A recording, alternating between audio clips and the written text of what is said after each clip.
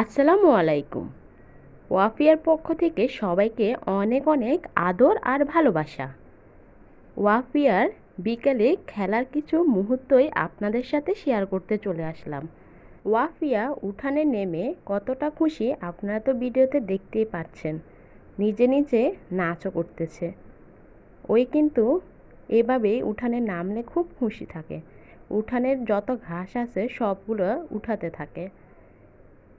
ওর দাদুর থেকে এটা ওর শিখা। আমাদের বাড়িতে ওয়াফিয়াই কিন্তু সবার ছোট, যার কারণে ওর কিন্তু আদর ভালোবাসার কোনো অভাব নেই। যেমনটা ওর দাদা দাদু আদর করে তেমনটা ওর জেঠিমণি, ওর জ্যাঠাতো বোনেরা, ভাইরা। এখানে একজন হলো তামজিদ, ওর জ্যাঠাতো ভাই। ওকে খুবই ভালোবাসে। আর ওয়াফিয়াও কিন্তু তামজিদের জন্য খুবই পাগল। আপনারা ভিডিওতে খেয়াল করছেন হাতে ময়লা লাগার কারণে কিন্তু ওয়াফিয়া আমার কাছে আসছে হাতটা পরিষ্কার করার জন্য। ওয়াফিয়া এখনও ঠিকমতো হাঁটতে পারে না। ওর 21 মাস চলতেছে, কিন্তু তাও ওয়াফিয়া সুন্দর মতো হাঁটতে পারে না, কেননা ওর সব কিছু দেরিতে হয়েছে। এই জন্য আমরা ওকে ডাক্তারও দেখিয়েছি। ডাক্তার বলেছে আস্তে আস্তে ওয়াফিয়া শিখে যাবে।